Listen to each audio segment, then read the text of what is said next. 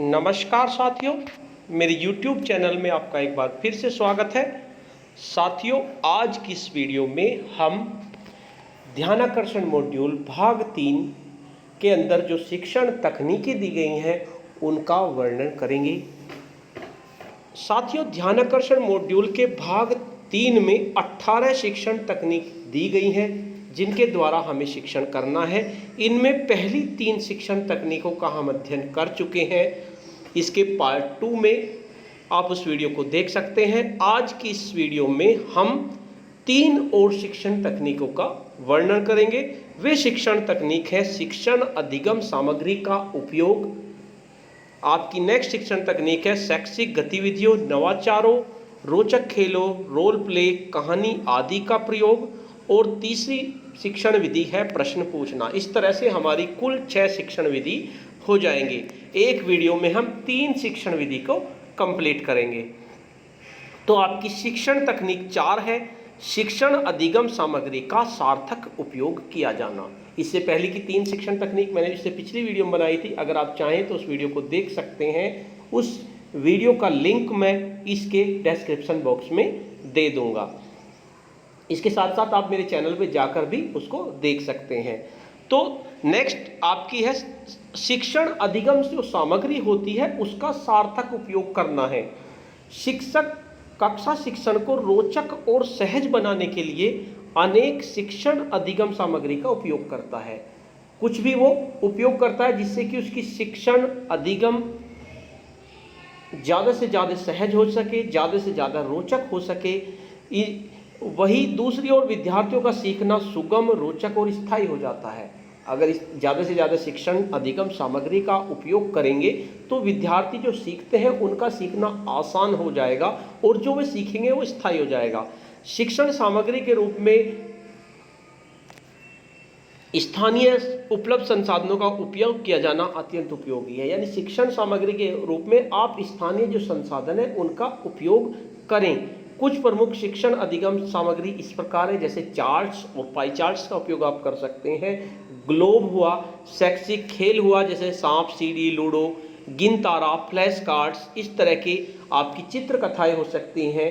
Model हो सकते हैं, डाइस हो सकती है, ऑडियो वीडियो कुछ हो वो भी हो सकती है, ज्यामितीय आकृतियाँ हो सकती हैं, अवधारणा या मानचित्र हो सकती हैं, नेपियर स्केल। और 100 अपनी कक्षा के बच्चे भी आपका शिक्षण अधिगम सामग्री के रूप में उपयोग किया जा सकता है। इसके क्या लाभ होंगे? इसका पहला लाभ तो यही होगा, बच्चों को स्वयं करके सीखने के अवसर प्राप्त होंगे। दूसरा, कक्षा जीवंत होगी, बच्चे आनंद पूर्वक सीख सकेंगे। तीसरा, बच्चे पाठ में रुचि लेंगे। और नेक्स्ट है आपका, बच्चों की विषय वस्तु पर स्पष्ट समझ बनेगी। अगर आप सामग्री का यूज करेंगे तो बच्चे आसानी से समझ जाएंगे। इस तकनीक को निम्नलिखित शिक्षण प्रक्रिया द्वारा बेहतर ढंग से समझा जा सकता है। आप इसको एक एग्जाम्पल के साथ समझने की कोशिश करते हैं। आपने कक्षा 7 ले ली और उसमें विज्ञान ले लिया, तो विज्ञान में क्या करना है? आपको एक पाठ पढ़ाना है, यानी आपका लर्निंग आउटकम है बच्चे ठोस वस्तु में चालन द्वारा उसमें संचरण की प्रक्रिया को समझते हैं। ये आपका लर्निंग आउटकम्स हो गया। तो इसके लिए आपको क्या क्या सामग्री चाहिए? लोहे की स्केल या पत्ती, आप जो बड़ा फीता आता है लोहे का, आप वो ले लीजिए। पिन, टेबल, स्पिरिट लैंप या मोमबत्ती ले लीजिए, और माचिस और ईंट ले लीजिए। आपको ये सब लेना है। उसके बाद आप क्या करेंगे? शिक्षक जो है, जैसे शिक्षक लेगा इसी तरह से बच्चों के भी ग्रुप बना लेंगे। बच्चों को भी कहेंगे कि आप भी मेरे साथ करते रहिए। शिक्षक लोहे की पत्ती या स्केल लेकर उसे एक सिरे पर लोहे की पत्ती को क्या करेंगे? ईंट से दबा देंगे अपनी मेज पे, इस तरह से, जिस तरह से आपका डायग्राम है इस तरह से उसको दबा देंगे। और 3-3 सेंटीमीटर पर 4 जगहों पर पिन को मोम की सहायता से चिपका देंगे। मोम की सहायता से उसके नीचे की तरफ, पत्ती के नीचे पिन चिपका देंगे। ऐसा ही वे अपने बच्चों से अपने अपने समूह में करने को कहेंगे। जैसे मैंने किया है आप भी ऐसे ही करो। तो क्या होगा? सभी बच्चे पहले शिक्षक को पिन लगाते हुए गौर से देखते हैं कि शिक्षक हमारे कैसे पिन लगा रहे हैं। फिर वे भी अपने अपने समूह में शिक्षक द्वारा दिए गए निर्देशानुसार लोहे की पत्ती पर पिन लगाते हैं। पिन लगी हुई लोहे की पत्ती का एक सिरा हम क्या करेंगे? टेबल पर ईंट से दबा देंगे। जो हमारी मेज होगी उस पर उसे एक सिरा तो ईंट से दबा देंगे। पत्ती के दूसरे सिरे को स्पिरिट लैंप या मोमबत्ती की सहायता से गर्म करना शुरू करेंगे। शिक्षक क्या करे, शिक्षक तो कर्म करेगा और बच्चे क्या करेंगे, सभी छात्रों को पत्ती में लगे पिनों का अवलोकन करने के लिए कहेंगे शिक्षक कि देखो इनमें अब क्या होगा। जब ये गर्म हो जाएगी, सभी समूह यह देखते हैं कि पत्ती पर लगे आप पिनों का नाम दे देंगे ABCD, पिन में सबसे पहले कौन सा पिन गिरता है। तो जैसे बच्चे देखेंगे पहले A नंबर पे जो पिन था सबसे आगे जो था, जिधर आपका मोमबत्ती है तो वो गिर गया, उसके बाद B गिरा, उसके बाद C, उसके बाद D। इस तरह से वे अवलोकन करेंगे अपने अपने समूह में, इस समूह में बैठ जाएंगे। पत्ती जब गर्म हो जाती है तो सभी समूह को यह बताया जाता है कि ऊष्मा का चालन एक सिरे से दूसरे सिरे पर होता है। आप बच्चों को बताएंगे कि ऊष्मा जो है आपकी A से लेकर D की तरफ को जा रही है। बच्चे अवलोकन करते हैं तो पिनों के गिरने के कारणों पर शिक्षक के साथ चर्चा करते हैं। समूह कार्य के दौरान शिक्षक यह सतत आकलन करते हैं कि कौन से बच्चे प्रतिभा कर रहे हैं और कौन नहीं कर रहे, कौन सही कर रहा है, किसे मदद की आवश्यकता है। इस प्रकार शिक्षक द्वारा सतत आकलन से प्राप्त तथ्यों के आधार पर आवश्यकता अनुसार शिक्षण योजना में बदलाव किया जाता है। अगर आपको लगता है, महसूस होता है कि हमें अपनी शिक्षण प्रक्रिया में बदलाव करने की जरूरत है, तो शिक्षण प्रक्रिया में बदलाव किया जाता है। इस प्रकार यह कक्षा आगे बढ़ती है। तो इस तरह से आप बच्चे जो है शिक्षण अधिगम सामग्री का ज़्यादा से ज़्यादा उपयोग करके सीख जाते हैं।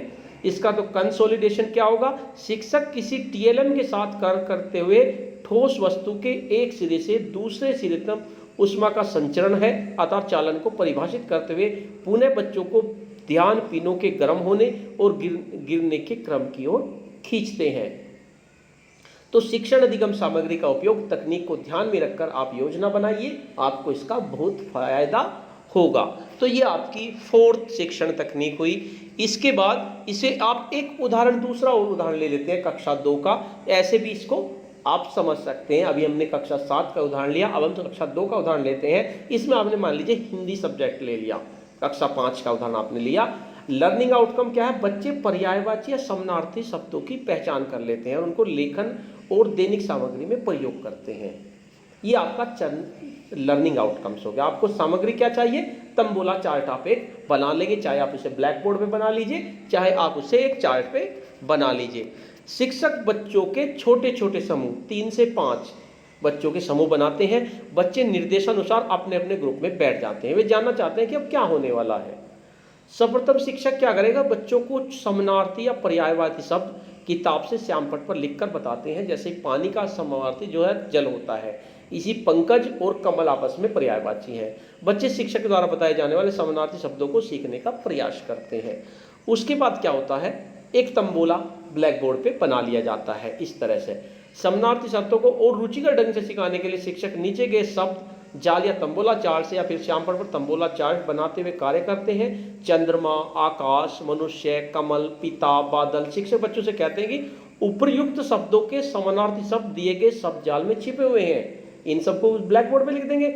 आपको वे खोजने हैं, उन्हें आप अक्सर जाल में ऊपर से नीचे तक बाएं से दाएं ढूंढ सकते हैं। तो बच्चे उसमें एकदम से मन जाएंगे, उसमें ढूंढना शुरू कर देंगे कि बताइए चंद्रमा का क्या है। तो जैसे गगन, आकाश का गगन हो गया तो वे बता देंगे कि आकाश का गगन है, उसमें ऊपर से नीचे इस जगह है। इस तरह से वे ढूंढना शुरू कर देते हैं। बच्चे तंबोला चार्ट से या फिर श्यामपट्ट से तंबोला चित्र बनाते हैं। फिर बच्चे अपने अपने समूह में अक्सर जाल से समानार्थी शब्द ढूंढकर लिखते हैं। शिक्षक बच्चों के समूह में जाकर सहायता देते और प्रोत्साहित करते हैं। उन्हें सहायता देंगे कि आपको इस तरह से ढूंढना है और उन्हें प्रोत्साहित भी करते रहेंगे।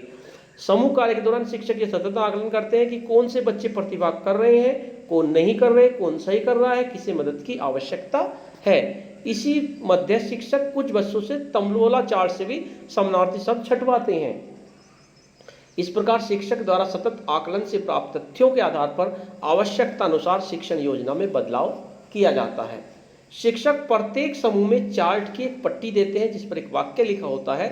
उसके बाद शिक्षक एक पट्टी देंगे चार्ट की, उस पर एक वाक्य लिखा होगा। वाक्य में एक शब्द को गोल घेराव बना देंगे और कहेंगे कि इस गोल घेरे शब्द में आप इसका समानार्थी लिखें। जैसे वो एक एग्जाम्पल बताते हैं, हमें अपने पिता का सम्मान करना चाहिए, तो उन्होंने पिता पर गोल कर दिया कि पिता की जगह उसका समानार्थी लिखो। तो बच्चे लिखेंगे हमें अपने जनक का सम्मान करना चाहिए, तो उन्होंने अपना समानार्थी शब्द लिख दिया।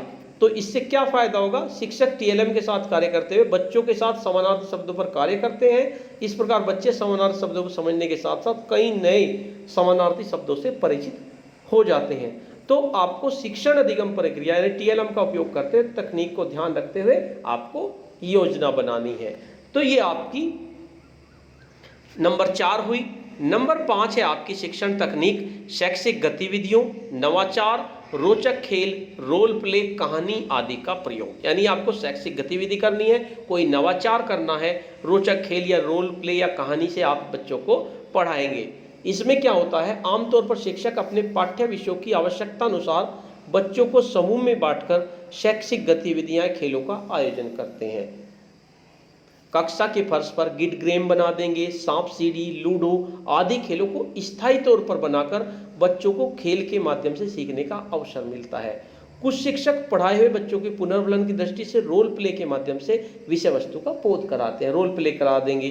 भाषा शिक्षक प्राय बच्चों को हाव भाव के साथ कहानी सुनाते हैं जो बच्चों के लिए रुचिकर होती है। तो इसके आपको लाभ क्या होंगे? बच्चे रोचक गतिविधियों, खेलों, कहानी आदि में उत्साहपूर्वक भाग लेंगे। अगर आप उन्हें रोचक गतिविधि कराएंगे, खेल कराएंगे या कहानी सुनाएंगे तो वे उत्साहपूर्वक भाग लेंगे। बच्चे एक दूसरे से सहायता या सहयोग करेंगे, बच्चे एक दूसरे से भी सीखेंगे। बच्चों को रोचक गतिविधियों में आनंद आएगा और उनमें सृजनात्मकता का विकास होगा। इसको एक उदाहरण की सहायता से समझने की कोशिश करते हैं। यानी आप एक नवाचार का प्रयोग करते हैं कि एक नयाचार करते हैं कि जिससे बच्चों को समझ में आ जाए। कक्षा 8 ले रहा हूं मैं, विषय विज्ञान, इसका लर्निंग आउटकम्स है। बच्चे कार्बन के अपर रूप का अर्थ और इसके वर्गीकरण को समझकर बोलते और लिखते हैं। यानी कार्बन के अपर रूप का अर्थ बताएंगे, उसके वर्गीकरण को समझ लेंगे कितने तरह के होते हैं। तो इसमें हमने एक नवाचार किया। आवश्यक सामग्री क्या है? प्रश्न पूछो बॉक्स। एक प्रश्न पूछो बॉक्स है, पर्ची पर लिखे हुए लर्निंग आउटकम से संबंधित लिखी हुई प्रश्न पर्ची और फिर उत्तर पर्ची भी उसमें होगी। तो क्या करेंगे? शिक्षक अपनी कक्षा में प्रश्न पूछो बॉक्स बनाते हैं। एक बॉक्स बना लेंगे, उसके ऊपर लिख देंगे प्रश्न पूछो बॉक्स। इसका निर्माण शिक्षक स्वयं या बच्चों के सहयोग से करते हैं। इसके नीचे दिए गए तरीकों से बना सकते हैं। इसमें क्या करेंगे? हम एक वर्गाकार बॉक्स या आयताकार बॉक्स लेंगे, कागज, लकड़ी, लोहे जैसा भी आपको मिल जाए उपलब्धता के आधार पर, इस पर स्केच से प्रश्न पूछो बॉक्स लिख देते हैं। उसके बाद क्या करेंगे? बच्चे अपने अपने समूह में तथा व्यक्तिगत रूप से प्रश्न पूछो बॉक्स का निर्माण करते हैं। इस तरह का बॉक्स आप बना देंगे, इसमें प्रश्न पेटिका लिख देंगे। तो इसमें प्रश्न भी लिखेंगे, जैसे अपरूपता से क्या समझते हैं या क्रिस्टलीय अपर रूप के 2 उदाहरण बताइए। इस तरह से आप प्रश्न को उसमें डाल देंगे। बच्चे व्यक्तिगत या सामूहिक रूप से ही शिक्षक के निर्देशन में कागज या चार्ट पेपर का प्रयोग कर प्रश्न पर्ची बनाते हैं और उस पर प्रश्न लिखते हैं। शिक्षक कक्षा में प्रश्न पूछो बॉक्स को एक मेज पर रख देते हैं। कक्षा में व्यक्तिगत और समूह निर्माण या तो व्यक्तिगत ही करेंगे या समूह निर्माण कर लेंगे 5-6 बच्चों का। बच्चों को बारी बारी से बुलाया जाता है और एक पर्ची निकालने के लिए कहा जाता है। उस प्रश्न पर्ची को सभी के सामने पढ़ा जाता है। माने पर्ची निकाल ली, उसमें प्रश्न पर्ची को सबके सामने पढ़ा। बच्चे व्यक्तिगत समूह में उस प्रश्न पर्ची पर लिखे गए प्रश्न का उत्तर देते हैं। जो बच्चे या समूह उसका उत्तर नहीं दे पाते तो दूसरे बच्चे या दूसरे समूह को उस प्रश्न का उत्तर देने का अवसर दिया जाता है। यानी एक बच्चे ने पर्ची निकाली, आपको उससे पूछा जाएगा, प्रश्न पढ़ा जाएगा, उससे पूछा जाएगा इसका उत्तर दीजिए। इसके बाद बच्चों को उन प्रश्नों का उत्तर लिखने का अवसर भी दिया जाता है। बच्चे प्रश्नों का उत्तर पर्ची पर लिखते हैं।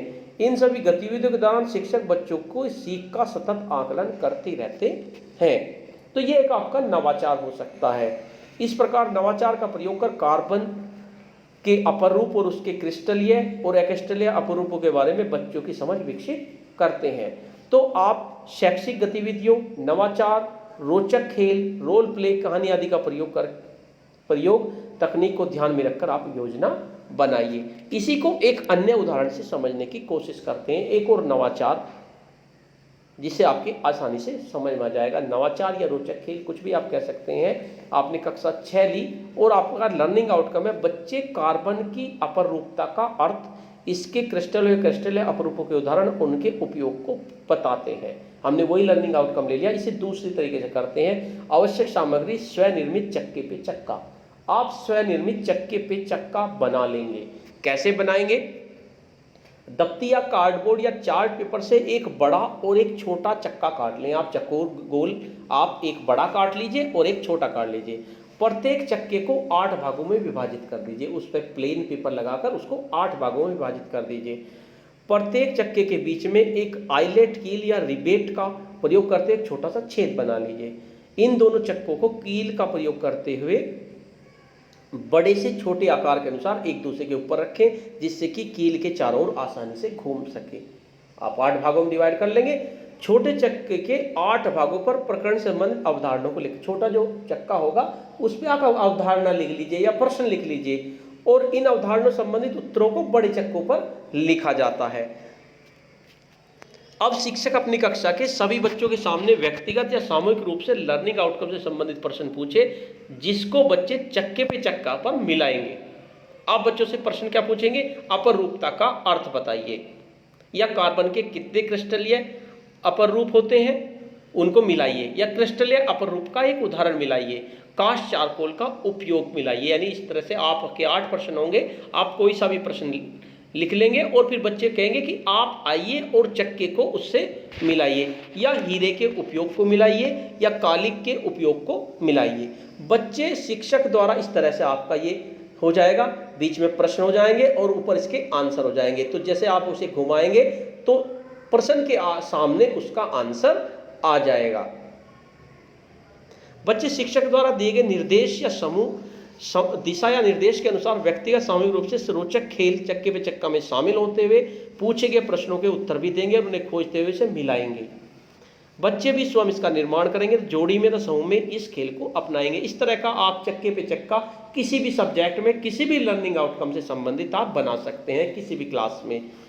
तो कंसोलिडेशन क्या होगा इसका? इस प्रकार रोचक शैक्षिक गतिविधि या खेल का प्रयोग कर कार्बन के अपर रूप और उसके क्रिस्टलीय हीरा और ग्रेफाइट अक्रिस्टल रूप जंतु चारकोल कालिक के बारे में बच्चों की समझ को विकसित करते हैं। ये आपको कार्बन के अपर रूप पर समझाने के लिए बहुत ही अच्छी गतिविधि है। नेक्स्ट है आपकी तकनीक प्रश्न पूछना। प्रभावी कक्षा शिक्षण के लिए शिक्षक और बच्चों की ओर से प्रश्न पूछना एक अत्यंत आवश्यक प्रक्रिया है। बच्चे जिज्ञासावश प्रश्न पूछते हैं, उसका उत्तर सहज और सरल रूप में। जब बच्चा जो भी कोई प्रश्न पूछता है तो आपको उसका उत्तर बहुत ही सहज और सरल रूप में दिया जाना चाहिए। जहां आवश्यक समझे उस बिंदु पर आप इस विस्तार पूर्वक उसे समझाइए। अगर मान लीजिए बच्चा कोई सवाल पूछ रहा है तो उसका बहुत ही सिंपल आंसर दीजिए, और अगर आपको लग रहा है तो समझाने की जरूरत है उसे समझाइए। वहीं दूसरी ओर शिक्षक बच्चों का ध्यान आकृष्ट करने और उन्हें सीखने का सतत आकलन करने के लिए प्रश्न अवश्य पूछे। इसी तरह से जब बच्चे प्रश्न पूछ रहे हैं तो शिक्षक भी उनसे प्रश्न पूछे, ताकि उनका ध्यान हमारी तरफ आकृष्ट हो और उनका आकलन भी होता रहे। शिक्षकों को हमेशा अपनी कक्षा में बच्चों को प्रश्न पूछने के लिए प्रोत्साहित करना चाहिए, यानी कि उन्हें कहना चाहिए कि आप प्रश्न पूछो, मैं आपको प्रश्नों का जवाब दूंगा, आप इस टॉपिक से संबंधित प्रश्न मुझसे पूछो। इसके लाभ क्या होंगे? बच्चों को प्रश्न पूछेंगे, जब बच्चे प्रश्न पूछेंगे तो उनकी झिझक महसूस नहीं होगी, तो उनकी झिझक खत्म हो जाएगी। बच्चों को चिंतन विचार करके उत्तर देने की बाध्यता होगी। बच्चे कक्षा शिक्षण के समय सतर्क रहेंगे। पता नहीं किस टाइम टीचर प्रश्न पूछ ले, बच्चे अनुशासित रहेंगे, बच्चों को तार्किक चिंतन करने का अवसर मिलेगा। इस शिक्षण तकनीक को निम्नलिखित शिक्षण प्रक्रिया द्वारा बेहतर ढंग से समझा जा सकता है। आपने कक्षा 5 ली और उसमें हिंदी सब्जेक्ट लिया, आपका चयनित लर्निंग आउटकम्स क्या है? बच्चे सामाजिक समस्याओं यथा पर्यावरण असंतुलन को समझते हैं तथा अपने विचार व्यक्त करते हैं। यानी कि आपको सामाजिक समस्याओं के बारे में बच्चों को बताना है, पर्यावरण असंतुलन के बारे में बताना है कि इस तरह की उनकी विचार बन जाए कि उन्हें चयनित बच्चे सामाजिक समस्याओं के बारे में जान जाए, पर्यावरण असंतुलन के बारे में जान जाए और अपने विचार व्यक्त कर सकें, ये आपको करना है। तो आवश्यक सामग्री क्या होगी? पर्यावरण से संबंधित कुछ लघु कहानियां आप बच्चों को सुनाएंगे। शिक्षक क्या करेगा? शिक्षण प्रक्रिया में शिक्षक बच्चों को अर्धचंद्राकार में बैठाते हैं और उनसे आसपास या परिवेश में पाई जाने वाले वस्तुओं पर चर्चा करते हैं। चर्चा कुछ इस प्रकार से होती है। शिक्षक कहता है, बच्चों आप अपनी कक्षा विद्यालय के आसपास किन किन चीजों को देखते हैं? तो बच्चे एकदम से जवाब देंगे, जी खेल का मैदान, मकान, पंचायत भवन, नीम के पेड़, आम के पेड़, गाय भैंस, दुकान। जिसके बच्चे के दिमाग में जो आएगा वो बच्चा जवाब देगा। उसके बाद शिक्षक कहेंगे बहुत अच्छे, आपने कहा कि हमारे पास नीम और आम के पेड़ भी हैं, क्या आपको पता है हमारे जीवन में पेड़ पौधे बहुत महत्वपूर्ण हैं? यदि हाँ तो कैसे? तो बच्चे क्या कहेंगे, जी पेड़ पौधों से हमें फल मिलते हैं, सब्जियां मिलती हैं, लकड़ी भी मिलती है। एक बच्चा एकदम से कुछ और पूछेगा, यानी उन्हें उसमें जिज्ञासा उत्पन्न होगी, सर मुझे एक बात पूछनी थी, मैंने सुना है हमारे सांस लेने के लिए हवा पेड़ पौधे ही देते हैं, क्या यह सही बात है?